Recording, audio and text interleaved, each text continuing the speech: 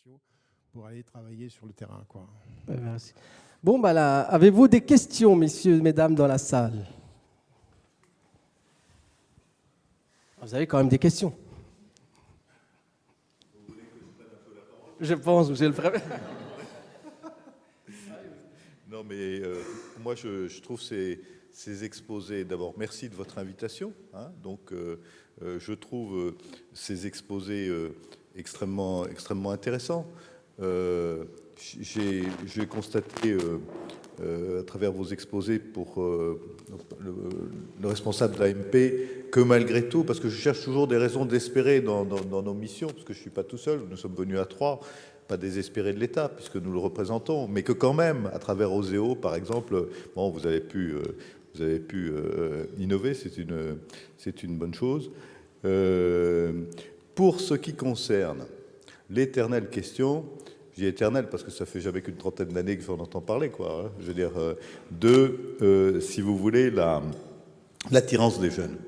Hein, on trouvera jamais, à mon avis, un système, il ne faut pas le chercher, c'est l'erreur, administratif qui vous permette d'obtenir satisfaction. Je m'explique. Vous savez, il y a beaucoup de paradoxes. Hein. D'abord, je pense que la meilleure formation, c'est celle qui se fait dans l'entreprise, hein, avec les formules qui existent. Bon, de toute façon. Bon, donc, mais encore faut-il, vous allez me répondre, encore faut-il que je trouve des jeunes qui soient susceptibles, qui aient le potentiel, qui, voilà, peut faire que une formation peut être utile pour eux. Parce qu'on sait tous d'expérience qu'on adore former les gens, mais qu'il y en a qui sont rétifs. Malheureusement, ce n'est pas la majorité, mais ça arrive. Le tout, je crois, c'était un peu le sens de ce que quelqu'un disait tout à l'heure, c'est de savoir donner envie. Hein. Et c'est aussi un peu, c'est là où je suis un peu tenté de vous renvoyer la balle. Et je parle des paradoxes. Vous voyez, comment admettre qu'un jeune n'ait pas envie de travailler sur une machine à commande numérique, alors qu'ils passent leur vie pour leur loisir, si vous voulez, sur des jeux vidéo, etc. Moi, à la limite, qui ne suis pas spécialement attiré, pas de la même génération, et pas spécialement attiré par l'informatique et tout, même si je l'utilise, parce qu'il faut bien... Je comprends très bien, moi, je n'ai pas envie de travailler sur une machine numérique. Tant pis, mais je sais pourquoi. Mais je n'ai pas non plus envie, si vous voulez, de jouer avec des machins vidéo, des trucs, ça m'ennuie. Je préfère prendre un bon bouquin. Donc, il y a quand même, je crois qu'il ne faut pas, si vous voulez, c'est difficile après de trouver les bons clients, mais je crois qu'il ne faut pas s'arrêter, comment dirais-je, aux apparences et essayer d'aller un peu au-delà. Parce que sinon, évidemment, les obstacles sont innombrables. On n'en finirait pas de les nommer. Mais enfin, en tout cas, puisque vous avez mentionné le problème, on l'a bien noté et on est là aussi pour ça. C'est-à-dire qu'on va essayer de vous envoyer des profils qui sont intéressants. Quant à Synergie, je voulais dire une chose, donc c'est content de vous retrouver, puisque je suis venu voir la fameuse maison passive, puisqu'elle s'appelle comme ça. Comment dirais-je, je souhaite bon succès. Je souhaite aussi et je crois que tout le monde souhaite, mais il faut s'en donner les moyens. Il faut aussi que vous vous en donniez les moyens, hein, je veux dire, enfin collectivement, hein, c'est pas une adresse. Parce que vous puissiez être effectivement, si ça peut se faire représenter à Chartres. Ce que je vous souhaite, c'est de sortir du Perche, pas parce que j'aime pas le Perche, au contraire, c'est charmant le Perche. Mais je veux dire, voilà, il faut faire comme Saint-Paul, il faut partir, hein, faire le tour du département au moins, parce que c'est comme ça que vous arriverez véritablement à percer. Parce que j'ai une crainte, je ne vous le cache pas, à chaque fois que je vois des gens qui font de l'innovation dans le domaine du bâtiment, par exemple, qui ont à cœur d'employer des produits qui sont effectivement des produits authentiques, ah, évidemment, le coût n'est pas le même que celui on va dire, des produits semi-authentiques. Et je n'ai qu'une crainte quand je vois un beau projet comme le vôtre, c'est qu'il soit plus ou moins pillé, on parlait des brevets tout à l'heure, si vous voulez, par des gens qui, avec moins de scrupules, vous feront prendre, comment dirais-je, on va dire, de la confiture pour de l'or, si vous voyez ce que je veux dire, puisqu'il y a une très bonne confiture sur la table. Hein. Bon, alors écoutez, puisque ça c'était juste pour commenter un petit peu les choses. Et puis, puisque j'ai la parole, je ne la prendrai peut-être pas, je vais en profiter pour faire un rêve. Hein? I have a dream, comme on dit, I made a dream, comme vous voudrez. Donc, voilà, c'est un petit quatrain qui commence toujours par j'espère. Vous savez, je suis un homme de lettres. Moi, j'adore J'adore les lettres, alors j'essaye de faire passer mes messages en forme littéraire. Alors d'abord, parce que c'est un sujet d'actualité, et j'en profite évidemment, j'espère, et je vous regarde très directement, Monsieur le Président, les yeux dans les yeux, pour vous jeter une sorte de défi, puisque nous ne nous aimons plus depuis un certain jour de juin, mais bon. Il faut savoir en rire, hein, vous savez, hein, c'est comme ça qu'on se porte bien. Oui, donc j'espère que vous viendrez toutes et tous à mon exposé sur le pacte de responsabilité demain soir au MEDEF, parce que ça va être tout à fait passionnant. Je saisis l'occasion, et pas seulement le mien d'ailleurs d'exposer, mais surtout ceux des autres qui seront de grande qualité. Voilà, il faut quand même qu'on remplisse faut qu'on fasse au moins aussi bien qu'aujourd'hui, quoi, vous voyez. Hein. Et qu'hier, Monsieur Vigier à Châteaudun, puisqu'il y a eu pas mal de monde à son printemps de l'économie, il paraît. Et nous étions à la CCI. On ne peut pas être partout. Et j'espère aussi, parce qu'il faut bien que je fasse passer des messages, hein, c'est mon métier, que vous ferez toutes et tous, si ce n'est pas déjà fait, des emplois d'avenir. Bon, si vous voulez renseignements sur les fameux emplois d'avenir, je suis à votre disposition, mais je ne veux pas allonger la prise de parole. Ensuite, j'espère que vous sortirez de là, si vous n'êtes pas entré, absolument convaincu que l'administration est là pour vous simplifier la vie. Alors ça, ce sera peut-être pas un peu difficile, mais on est là pour vous y aider, en tout cas l'administration territoriale. Et le quatrième vœu, ce sera un vœu plus ouvert. J'espère que surtout, en ces périodes qui n'est pas facile, que vous gardez et que vous garderez toutes et tous le moral, parce qu'à mon avis, le moral, autrement dit l'ANIAC, c'est la vraie source de l'innovation et de la créativité. Voilà, merci de votre attention. Merci, Monsieur le Préfet, merci. Eh bien, puisque j'ai donné tout à l'heure la parole à Monsieur Joël Alexandre, je vais encore la lui redonner pour reposer encore la même question sur donc l'innovation. Et puisqu'on a parlé de AMP et du soutien de la Chambre consulaire aurélienne dans ce domaine, et dire qu'est-ce que peut faire aujourd'hui vraiment la Chambre consulaire et les chambres, parce qu'il y a aussi le président de la Chambre des métiers qui est pas loin. Monsieur Cibois, et pour aider, parce que d'ailleurs la synergie c'est plus artisan, donc voilà, les deux chambres consulaires sont là pour aider les entreprises à innover dans un monde où l'innovation est quand même aujourd'hui c'est une question de survie. Alors bon, je vais essayer de répondre sur ce qui nous concerne. Je crois que notre rôle dans l'innovation, et c'est celui qu'on a essayé de jouer, Yannick Ménez en a parlé sur le cas qui est le sien, c'est effectivement par l'intermédiaire d'un certain nombre de programmes, et nous avons notamment développé un programme qui s'appelle Sensino. C'est de sensibiliser les petites et moyennes entreprises à l'innovation. Je voudrais juste vous dire que dans ce département, 85% des entreprises ont moins de 20 salariés. Donc l'innovation, ce n'est pas le propre de la grande entreprise, et que l'économie de ce territoire, c'est aussi et surtout la petite entreprise.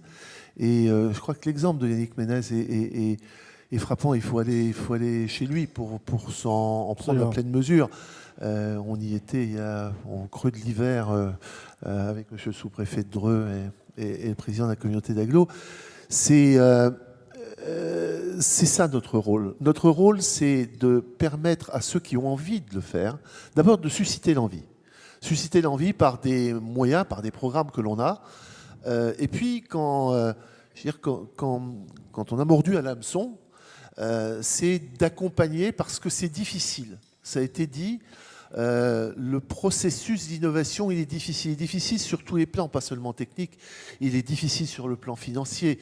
Il est difficile aussi et surtout sur le plan de la recherche. Ça a été dit, on est dans des domaines qui sont différents, que le chef d'entreprise dans la petite entreprise ne connaît pas nécessairement. Et nous, ce qu'on a estimé être, à travers par exemple notre mission bioproduits, à travers Valbium, à travers Sensino, c'est justement de mettre en relation le monde de l'entreprise et de la petite entreprise avec le monde de la recherche, parce que entre le produit qu'on a créé, il y a le domaine de la recherche qui est naturel pour l'entreprise de taille intermédiaire ou la grande entreprise, qui ne l'est pas du tout pour la petite entreprise. Donc je crois que c'est ça, notre rôle, c'est d'être des facilitateurs, c'est d'aider Yannick Ménez a aussi parlé d'Ardan. Ardan, c'est un dispositif qui est soutenu par la région, qui permet d'avoir un accès facilité en termes financiers à des compétences que naturellement on n'irait pas chercher. Bon voilà, nous on a un rôle de facilitateur, rien de plus, rien de moins, et si on peut le jouer, c'est très bien. Eh bien, merci Monsieur le Président. Eh bien, même question à l'autre président, donc, Monsieur Cibois. Comme ça. Merci. Joël a dit beaucoup de choses. Je ne veux pas répéter la même chose, parce qu'on est les deux chambres consulaires ont un peu les mêmes missions pour les mêmes entreprises. Donc on est complémentaires sur le territoire. Il faut que ça marche comme ça. Franck l'a dit par son témoignage, les chambres consulaires sont des facilitateurs, mais aussi des accélérateurs, du coup, pour arriver plus vite à la finalité de leur projet d'innovation, parce que l'innovation, c'est produits, c'est services, c'est tout un tas de choses. Donc les chambres consulaires sont là pour apporter un service à toutes les entreprises en complémentarité. Merci. Eh ben, je vous remercie. Vous allez passer la parole à un autre président, puisque c'est intéressant. On a parlé de l'expérience de Synergie où les entreprises sont rassemblées pour faire une offre globale aux clients et l'innovation dans le domaine de l'éco-construction. Mais les artisans ont fait aussi la démarche en amont via Pluriel 28, qui, elle, donc, réunit les artisans qui ont décidé donc, de s'unir, mais plutôt pour le secteur fournisseur, approvisionnement, etc. Donnez-nous quelques mots sur ce... Alors, bonjour à tous. Synergie, c'est effectivement la résolution de la problématique aval de nos entreprises dans l'artisanat, où Synergie va s'occuper de la commercialisation de nos biens et services de manière groupée en offre globale. Et Pluriel 28, ça résout la problématique amont, c'est-à-dire captation de nos matières premières. Donc c'est un groupement d'achat, une coopérative d'achat qui elle a plus d'histoire un peu, elle a plus de... qui est associée au groupement Orcab au niveau national. Le groupement Orcab, c'est à peu près 7000 artisans en coopérative d'achat pour à peu près 750 millions d'euros de chiffre d'affaires. Donc voilà, Pluriel 28 est la 49e coopérative créée, et ce, le 6 juin 2012. C'est une histoire qui marche, de deux menuisiers un peu fous qui ont créé ça, qui sont partis de cette idée en 2011. Et aujourd'hui, Pluriel 28, c'est 70 adhérents. Ouais. 6 millions d'objectifs cette année, sur l'exercice 2014, qui est le deuxième exercice. 3 camions, 12 embauches, 13 embauches en 2 ans. Donc l'innovation, dans votre cas, créateur d'emplois. Alors l'innovation en la matière, c'est que en fait, Pluriel 28 est notre fournisseur privilégié, notre seul fournisseur capable de nous apporter toute la réponse sur des produits de menuiserie, de charpente, de couverture, d'isolation, d'agencement. Et ça résout l'ensemble de la problématique de nos achats, avec un seul interlocuteur aussi. Donc on a un gain de temps manifeste dans nos entreprises. Il y a une étude KPMG qui a été faite il y a quelques mois sur 1000 artisans en coopérative d'achat, où le diagnostic a été le suivant, c'était 7h50 de gagner dans chaque entreprise par l'artisan pour gérer ses achats. Par semaine. Par semaine ? Oui, par semaine. Alors, le Pluriel 28 et toutes les autres coopératives d'achat, c'est pas de frais de transport, pas de frais de facturation, ce qu'on peut malheureusement retrouver chez nos partenaires, nos ex-partenaires négoces. Donc, c'est autant de marge récupérée dans nos comptes d'exploitation. Il y a une constante aussi, c'est qu'avec nos partenaires banquiers dans nos entreprises artisanales, on a retrouvé d'une certaine manière une sérénité. Ah, donc ils vous écoutent davantage. Ils nous écoutent davantage parce qu'on a une démarche innovante. Voilà. On s'est intéressé à notre organisation d'entreprise artisanale pour la transformer et la rendre performante. Et ça intéresse notre banquier avec qui, aujourd'hui, on a des relations un peu plus sereines, Et il nous accompagne dans nos projets de développement. Et en termes de seuil, est-ce que vous êtes au maximum d'adhérents ou vous êtes encore ouvert à d'autres adhésions? Il y a à peu près sur le département 28 et puis l'est du 61 de l'Orne, à peu près 2000 entreprises qui sont de nos métiers, menuiserie, charpente, couverture, isolation, qui peuvent être intéressées par notre coopérative. Cependant, la démarche, l'éthique, le fait de s'associer, d'échanger et d'avancer ensemble n'est pas forcément quelque chose qui va regrouper tout le monde. Et on le remarque en Vendée, par exemple, ou en Bretagne, où les coopératives sont déjà plus anciennes. La plus ancienne a plus de 30 ans. Elle ne compte que de 250 coopérateurs pour 1300, 1500 entreprises sur son territoire. Donc c'est une idée, c'est un fonctionnement qui ne satisfait pas tout un chacun et tous les artisans, quoi. Voilà. Ok. Eh ben, je vous remercie. Monsieur Bréhul. Oui, je voulais revenir sur l'innovation et sur un mode de fonctionnement qu'on voit de plus en plus apparaître. Ici, nous avons des PME, des ETI, des entreprises plus importantes. Et aujourd'hui, faire de l'innovation tout seul dans son entreprise, c'est quelque chose qui est de plus en plus rare.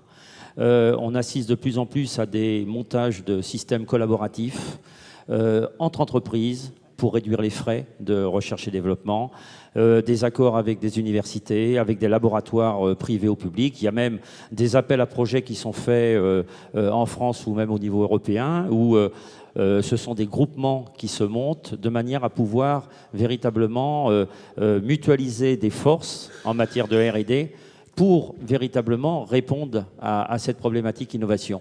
De moins en moins, et c'est d'autant plus vrai pour les PME, on travaille tout seul dans son coin. On est entouré, on est encadré, et je pense que les pouvoirs publics nous aident aussi avec des structures comme Exoseo, comme les financements qui apparaissent dans l'innovation, nous aident et nous obligent à mutualiser nos forces, et je crois que c'est une bonne chose. Hein, on n'est pas professeur tournesol tout seul dans son entreprise. Il faut mutualiser les forces pour qu'on soit efficace. Et c'est d'autant plus vrai qu'on est maintenant sur un marché qui est mondialisé, hein, et les autres pays procèdent de la même manière. Donc il faut qu'on utilise les mêmes armes.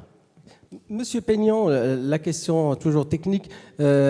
Si par secteur d'activité, quelles sont les entreprises auxquelles le secteur qui est le plus innovant? Est-ce que c'est le secteur commercial, industriel, agricole, tertiaire?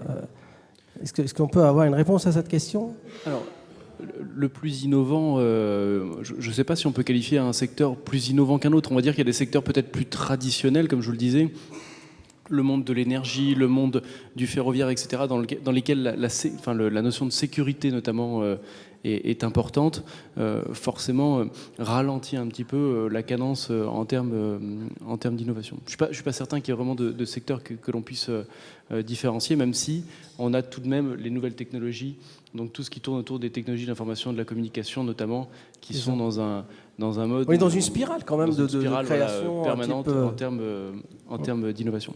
Par contre, je rejoins à 200% les propos que vous venez de tenir à l'instant, à savoir que ce qui est marquant dans tous les témoignages que l'on a eus jusqu'à maintenant, c'est que d'une part, l'ensemble de ces innovations sont issues de projets collaboratifs, et donc aujourd'hui on est vraiment dans une dynamique où on va associer les forces pour démultiplier la création de valeur à travers un projet. Je rebondis également sur le fait qu'en effet, à partir du moment où on arrive à se mettre à plusieurs autour d'une table, on accède encore à davantage de financement, et on peut venir coupler des financements à l'échelle de l'entreprise, notamment au niveau de la défiscalisation de la recherche et développement. Donc tout à l'heure on parlait un petit peu du rôle de l'État, mais notamment à travers le crédit d'impôt recherche, le crédit d'impôt innovation, le crédit d'impôt compétitivité emploi, etc. L'État donne les moyens dont... Aujourd'hui, le crédit d'impôt recherche et le crédit d'impôt innovation sont quand même deux armes particulièrement intéressantes en termes de financement de l'innovation. Et donc, une PME qui gère de façon optimale le financement de ces démarches d'innovation peut vraiment bénéficier d'aides loin d'être négligeables, c'est-à-dire qu'on va cumuler une approche autour des crédits d'impôt avec des financements directs à l'échelle des projets, comme vous le disiez, au niveau régional, national, européen. Et donc on peut réussir à faire financer la majeure partie des coûts directs de sa recherche et développement. Après, peut-être une autre remarque là, pour rebondir sur les différents témoignages. On voit bien les deux points de départ possibles dans une démarche d'innovation. On parle de techno-push ou market pull, c'est-à-dire qu'une innovation, on l'a vu un petit peu tout à l'heure, c'est toujours la rencontre entre un aspect un petit peu technique et un aspect marché. Et donc soit on part d'une idée, hein, comme on a vu le cas tout à l'heure, et on va se dire mais à quel marché je peux adresser avec cette idée, ou alors au contraire le point de départ, c'était le cas d'AMP, c'est de se dire mais je vais regarder quelles sont les attentes d'un point de vue client, je vais regarder ce qui se passe au niveau des salons, etc. Et je vais dans un second temps en déduire quelles sont les solutions techniques qui vont bien. Vous voyez, soit je pars d'une solution technique et je me dis quel marché je peux adresser, ou alors à l'inverse, je regarde que veut le marché et j'en déduis et je recherche quelle est la solution que je peux adresser. Monsieur Chartois, est-ce que c'est votre démarche de regarder le marché pour développer votre produit ou inversement? Oui, c'est regarder le marché, c'est écouter les clients, mais c'est aussi avoir une vue plus large.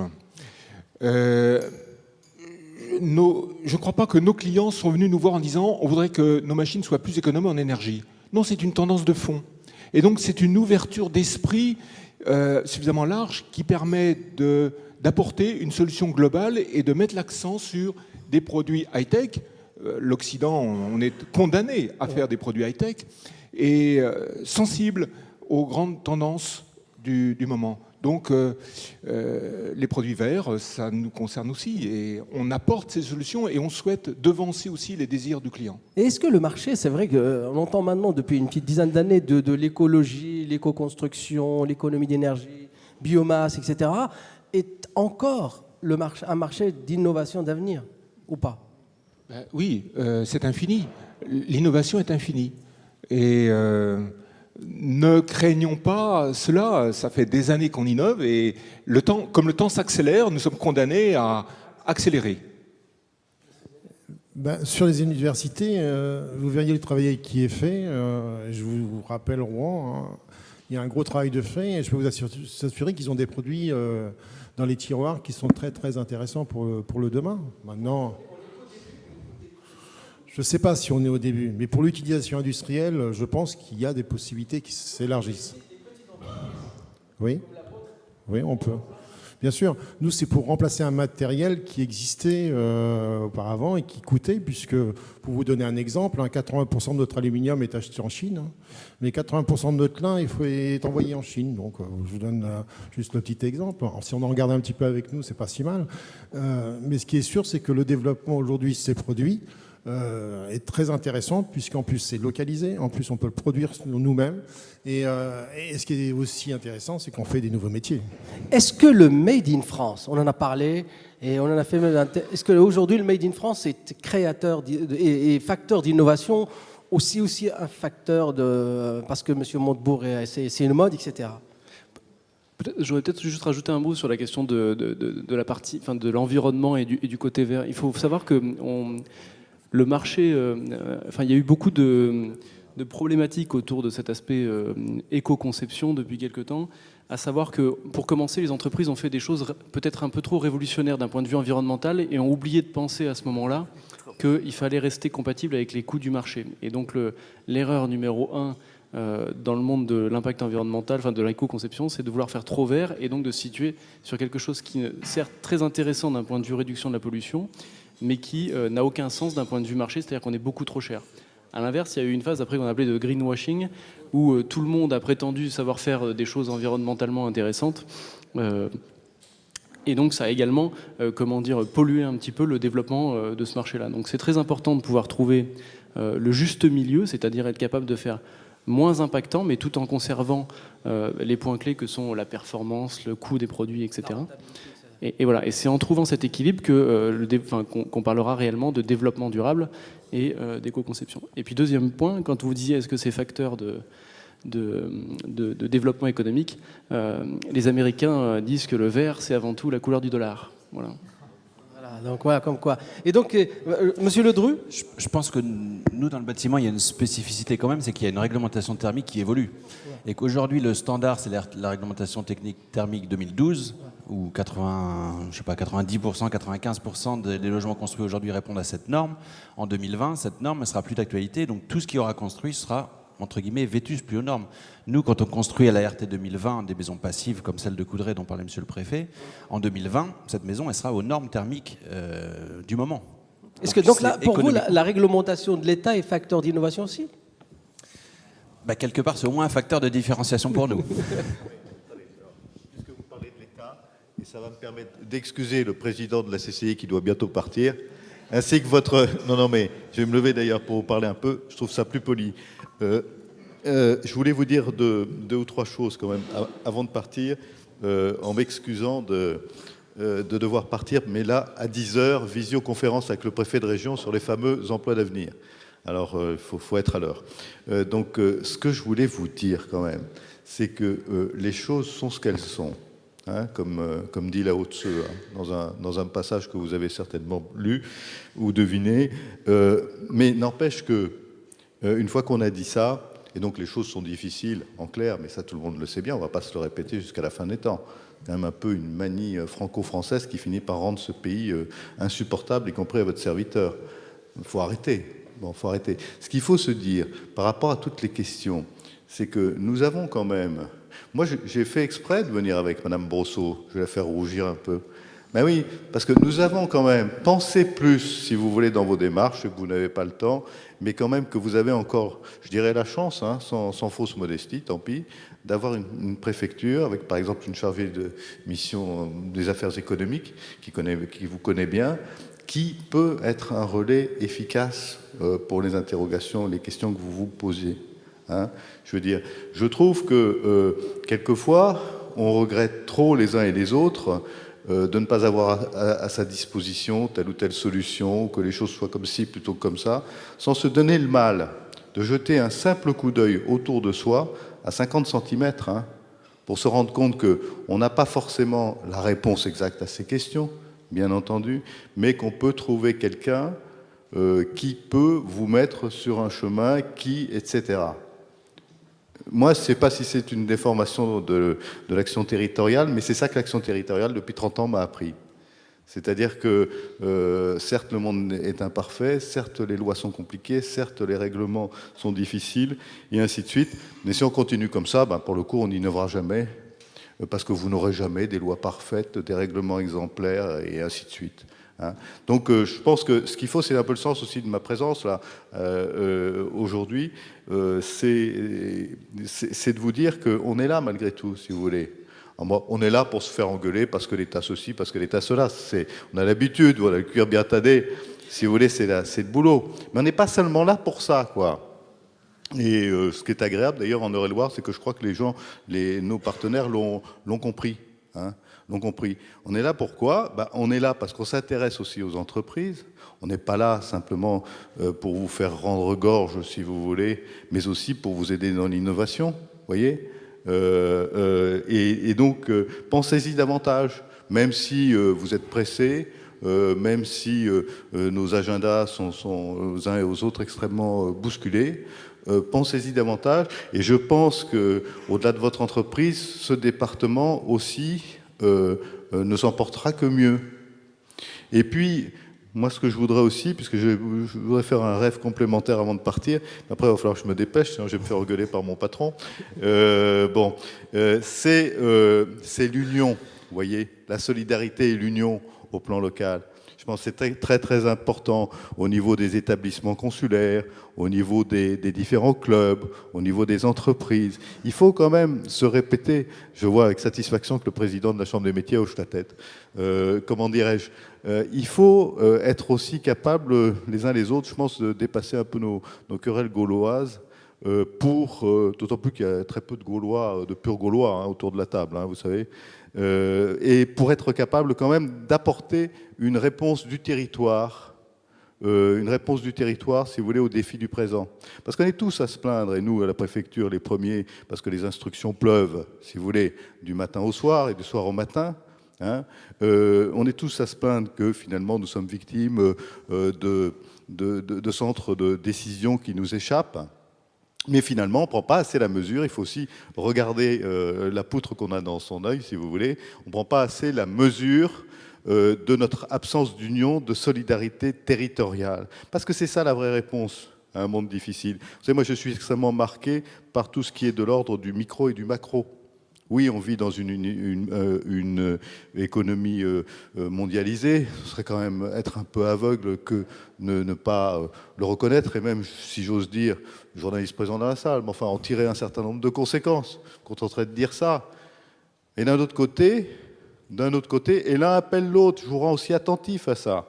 Vous avez le micro, c'est-à-dire qu'on n'a jamais autant parlé des produits locaux, du développement local, de l'ingénierie locale. Et l'exemple de ces entreprises que nous avons là montre bien d'ailleurs qu'on peut avoir une implantation territoriale, parce qu'il faut bien être implanté quelque part, d'ailleurs, entre parenthèses.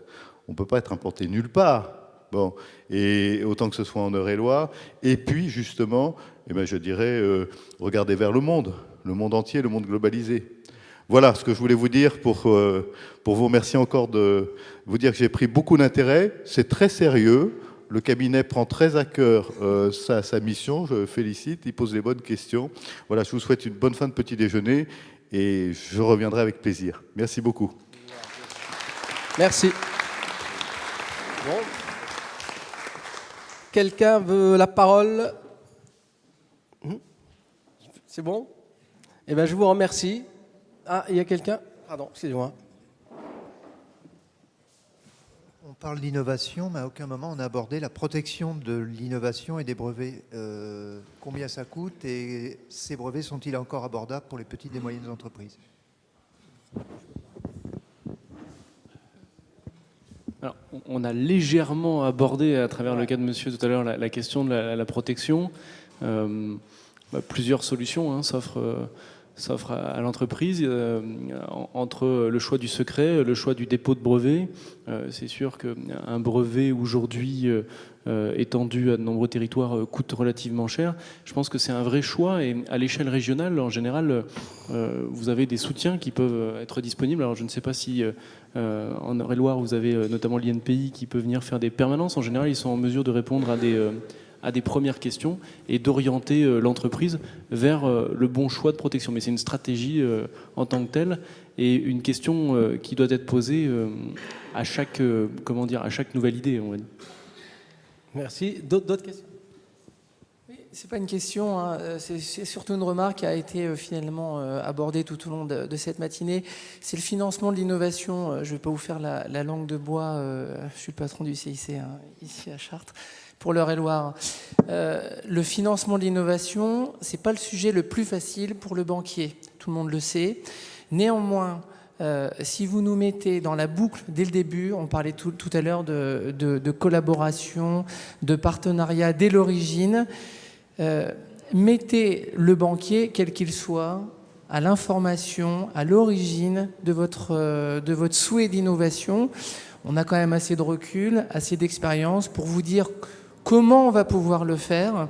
Et ça a été rappelé aussi tout au long de cette matinée, il existe multiples aides, qu'elles soient de l'État, mais il y a aussi des officines qui sont spécialisées dans l'accompagnement de recherche de subventions pour vous simplifier la tâche. Et nous, banquiers, de toute façon, on ne pourra pas faire seul. Ça, il faut qu'on soit clair.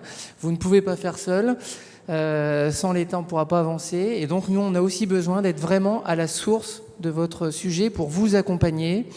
Je n'ai pas de statistiques en tête, mais on doit quand même financer sur une base 100 de financement de projets, 25 à 30% sont des sujets innovants. Donc voilà, on fait du financement de l'innovation dans les banques en France.